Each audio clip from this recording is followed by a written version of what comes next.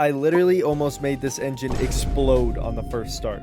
But let me explain to you guys what's actually happening here first. This is my 400 horsepower D-Series build, and after way too much money, we finally have the head assembled and we're going to be completely done after the block today. So the first thing we did is assemble our Viterra pistons to these beefy Skunk 2 rods. Now that the piston assembly is pretty much ready to throw in, let's get the block ready by installing these XP race bearings, which definitely didn't noticeably add to my crippling debt. And with those in place, we could throw the crank on. But hold on a second. Not only did I forget to put these thrust washers in, very important stuff here by the way, but after I disassembled everything and put it back together with the thrust washers in place, of course I had to mess it up again. And that's when I realized you absolutely cannot put these in backwards. And that's according to ChatGPT, of course, which of course is exactly what I did, and I only noticed when I went back to edit this footage. So at this point I had two options, which was to either let this car just park on a site in Dust 2 and let it blow up, or I was going to have to disassemble half of what I already did and just flip this one little thrust washer and reassemble everything. Now that that crisis has been averted, all I have to do is waterboard my pistons with some oil and then smack them into submission.